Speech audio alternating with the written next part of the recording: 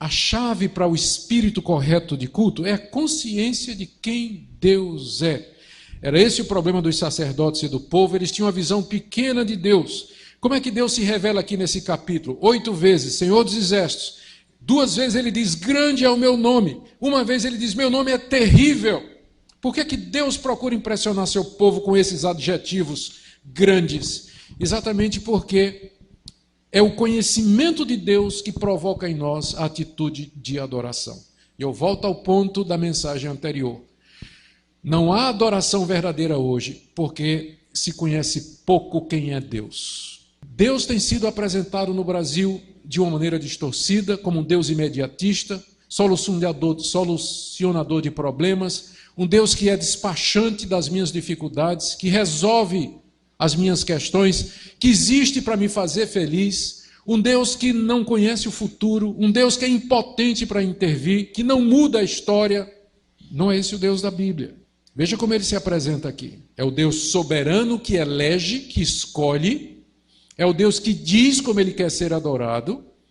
É um Deus que tem domínio sobre todas as nações e que exige de nós o melhor daquilo que nós temos. É só quando nós vermos a Deus dessa forma que saberemos o que é de fato adorar. Senão nós viremos ao culto apenas para pedir, para buscar e receber a bênção. Isso é reduzir o cristianismo a uma fração muito pequena. O cristianismo é muito mais do que isso. Então essa é a primeira lição que nós tiramos aqui. Segunda, Deus não aceita um culto que não esteja de acordo com o que Ele é e com sua vontade revelada. Ele não aceita um culto indigno de sua pessoa, a ponto de que, terceiro lugar, é melhor não prestar culto do que fazê-lo de maneira desrespeitosa e irregular. E o último ponto, a grande responsabilidade daqueles que hoje são encarregados do culto a Deus. Que responsabilidade, não é isso?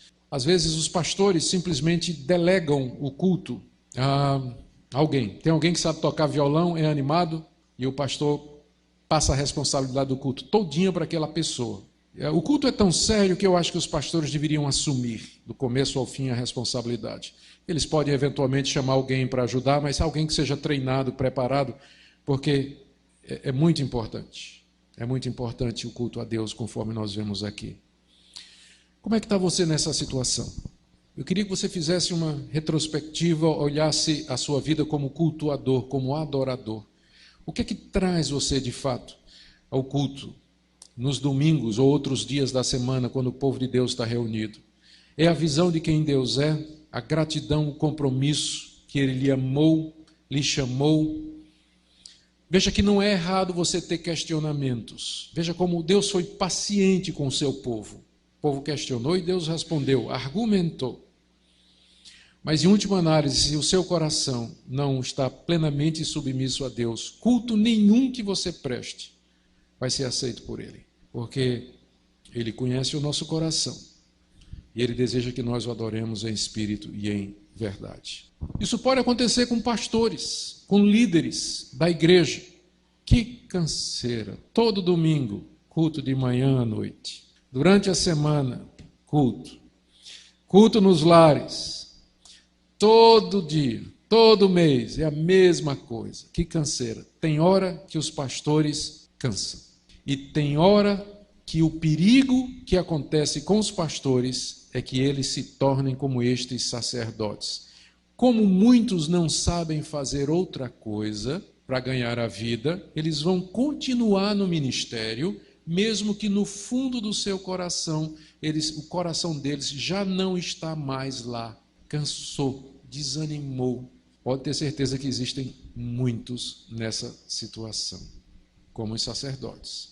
E aí, o culto já não recebe a mesma atenção, o rebanho não recebe o mesmo zelo, a mesma preocupação, a pregação já não é mais estudada, preparada. Que canseira!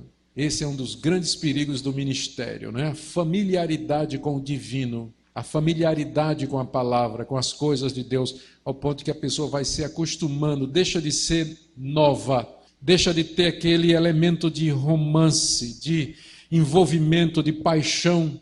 O tempo vai matando isso no ministério. Por isso que os pastores precisam, os ministros precisam de tempo, gente. Não tira o couro dos pastores. O pastor precisa de tempo para descansar, para se reciclar, para ir para simpósio, para ir para congresso. Ele precisa de dinheiro para comprar bons livros, bons DVDs, tirar um tempo, renovar a sua fé, o seu compromisso.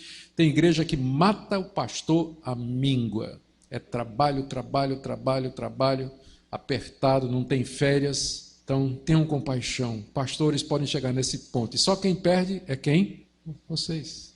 Os pastores precisam de tempo para isso também. No caso desses pastores aqui não creio que era por causa do cansaço. Eu fiz uma digressão, aproveitando o tema. O pastor Cleiton não me mandou dizer isso para vocês, não, pode ter certeza, viu? Para dar férias e melhorar o salário dele, não mandou dizer isso.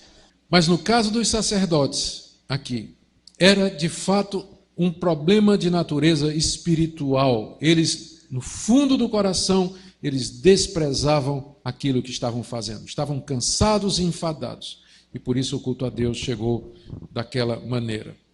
E Deus argumenta de novo. Vós ofereceis o dilacerado, o coxo, o enfermo, assim fazeis a oferta. Aceitarei eu isso da vossa mão, diz o Senhor, pois maldito seja o enganador, que tendo um animal sadio no seu rebanho, promete e oferece ao Senhor um defeituoso, porque eu sou grande rei, diz o Senhor dos Exércitos, o meu nome é terrível entre as nações. 8 vezes nessa passagem está dito, eu sou grande rei, diz o Senhor dos Exércitos. A expressão Senhor dos Exércitos, na verdade, aparece 8 vezes aqui nesse capítulo. Não é interessante? Um capítulo sobre culto. 8 vezes Deus se apresenta, eu sou o Senhor dos Exércitos. Esse título de Deus fala da sua majestade, do seu poder e da sua grandeza. O exército aqui é o exército dos céus, o sol, a lua, as estrelas. É o exército dos anjos, dos homens. Ele domina sobre tudo e sobre todos como supremo general, rei e soberano. Por isso que o culto a ele tem que ser feito de todo o coração, de toda a alma, com tudo que tenho, com o melhor que eu tenho. Por isso que ele não aceita nada menos do que isso.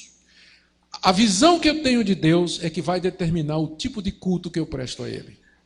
Se meu Deus é o Senhor dos Exércitos, então eu me achegarei a ele de maneira coerente a isso.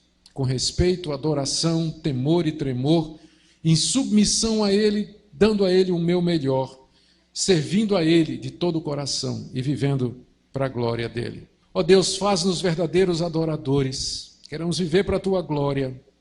Ensina-nos, ó Senhor, a te cultuar. Revela-te a nós na tua palavra, de tal maneira que o nosso coração se encha com tua grandeza e não nos reste mais nenhuma atitude senão nos prostrar diante de ti. Perdoa-nos, ó Deus, como igreja, quando nós não te temos oferecido um culto que é digno de ti. Olha para todo o aflito de coração que treme da tua palavra e convence-nos, ó Deus, do teu amor. Nos dá segurança e certeza plena do teu favor, para que nós te cultuemos com gratidão no coração.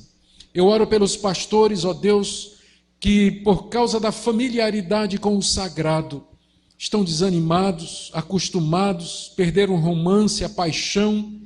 Renova-nos, ó Deus, para que a cada culto seja um encontro verdadeiro contigo, onde nós de fato sintamos a tua presença, sejamos renovados, edificados, tendo consciência de estarmos na presença do Deus vivo. Ouve a nossa oração em nome de Jesus. Amém.